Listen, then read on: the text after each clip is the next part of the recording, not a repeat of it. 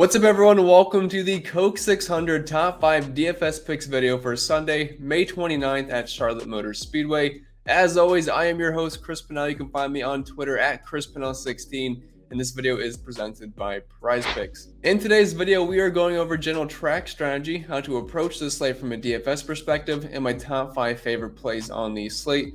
Please keep in mind this video is being recorded pre-practice and qualifying, which is very important to consider each and every single weekend. So making sure you're staying up to date on what happens throughout the weekend on Saturday and Sunday will be very beneficial to you in creating fantasy NASCAR lineups this weekend. And if you're looking for that up-to-date info and analysis, you can find me and Jason on the Awesemo Live Before Lock show, where we'll break down the entire slate and answer any questions you may end up having. And as far as how we should approach this slate from a DFS perspective, there's nothing too crazy to consider this weekend. Now, normally I will say intermediate 1.5 mile tracks, they are typically 400 miles, which means just around 270 laps. So dominant points, while they're still there, aren't usually crazy. But this weekend, it's a crown jewel event. We have 600 miles to complete, which means 400 laps, which means close to 300 total dominator points.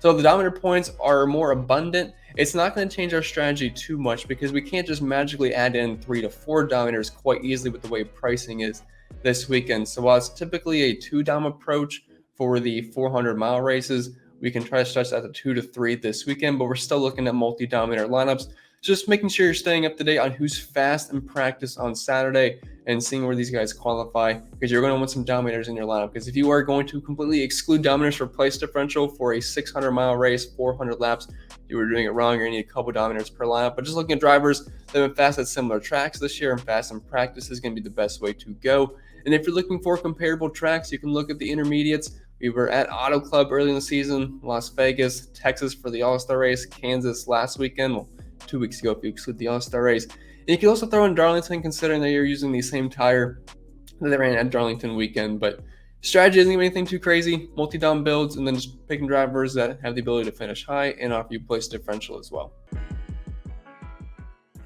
And moving on to the picks, we will start with number 5, and it might be a bit of a surprise to you because he's a driver I don't like mentioning too often, but I can't ignore the speed that he had at Kansas. It's Bubba Wallace, $1,600 on DraftKings, only $6,000 over on FanDuel. And once again, like at Kansas, I loved all the Toyotas, and they all ran very, very well. And Bubba Wallace actually overcame a lot of issues on pit road, still worked his way to a top 10 finish. But without all those issues, to be honest, Bubba might have had a top 5 car during that race. I'm not saying he's going to be a top 5 car this weekend, but if he gives you decent place differential at this price point, he is certainly worth a look because he doesn't typically have that much ownership because, like me and like others, a lot of people don't like rostering Bubba Wallace because he doesn't have that many great returns too often. But if you're a big fan of JGR and all the Toyotas and his teammate Kurt Busch, you have to have some interest in Bubba Wallace. I'm not sure they're going to be as fast this weekend as they were at Kansas a couple weeks ago, but there's really no indicators to me why Toyota wouldn't be fast once again. So I'm going to try to get a lower owned Bubba. Even if he is starting in the teens, I still think he's worth a look.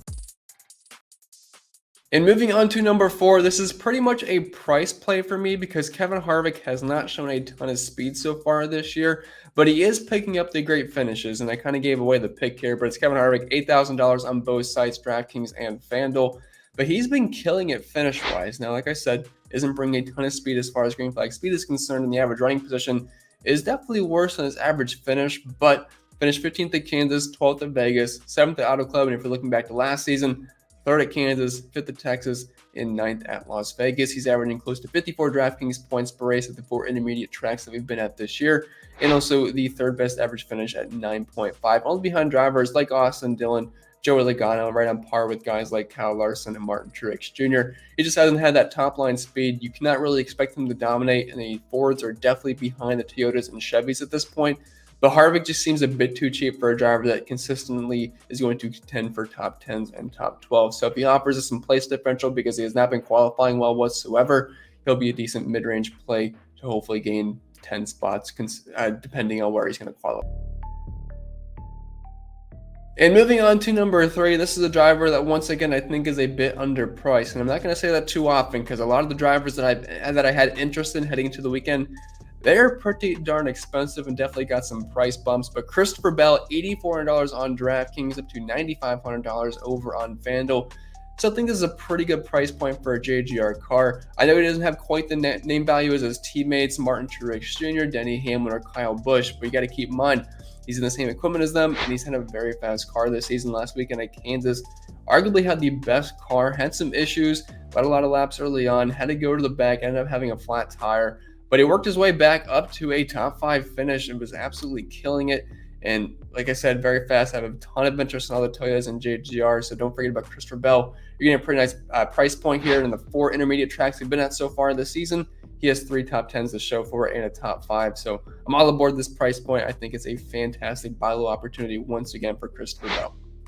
And before we get into our next pick, I want to talk about our sponsor, Prize Picks. They offer daily prop-based contests. You can use promo code Awesemo for a $100 first match deposit bonus.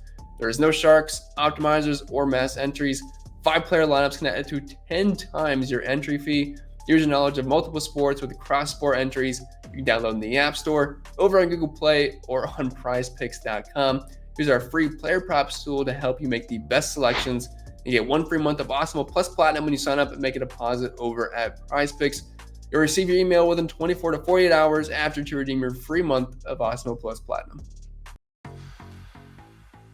And moving on to number 2, we're going to continue the Toyota love here. It's Denny Hamlin, $10,500 on DraftKings, only $11,500 over on FanDuel, and I love that price point over on the blue site. DraftKings, I think it's more of a fair price point here, but 11.5 on FanDuel looks really, really nice for a driver that's had a ton of speed at similar tracks this year. Now, the one thing with Denny Hamlin is that he has been very, very unlucky. There is no doubt about that, but he's had a ton of speed in that car. Like I said, love the Toyotas, love JGR.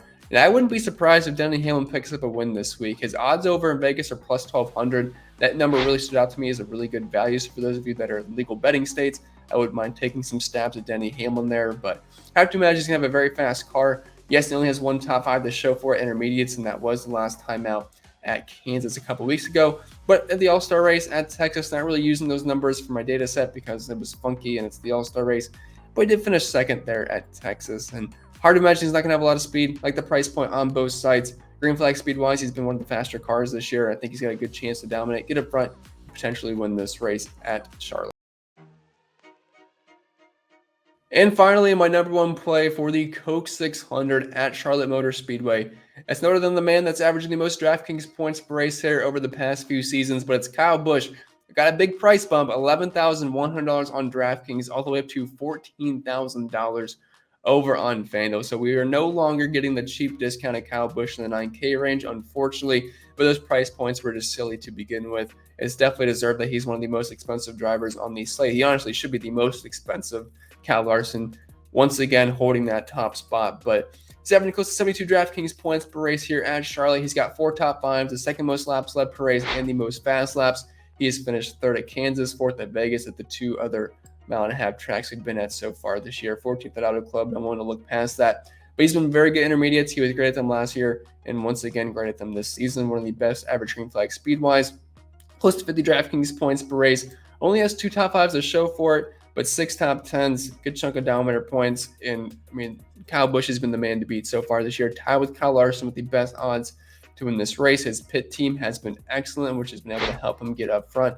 And honestly, right now, my 2 picks to win would be Kyle Busch or Denny Hamlin. If it's not one of those 2 guys, I would be quite surprised. I would imagine probably an issue on pit road or a mechanical issue or another tire blowing out, which is certainly possible for a 600-mile race, so you have to keep that in mind. But he was dominating at Texas at the All-Star race, led every lap until his tire blew out and ended up killing his day. But hard to imagine Kyle Busch is not going to be one of the best cars in the field on Sunday night. And just to recap the picks, at number 5, we had Bubba Wallace. Number 4, Kevin Harvick. Number 3, Christopher Bell. Number 2, Denny Hamlin. Number 1, Kyle Busch.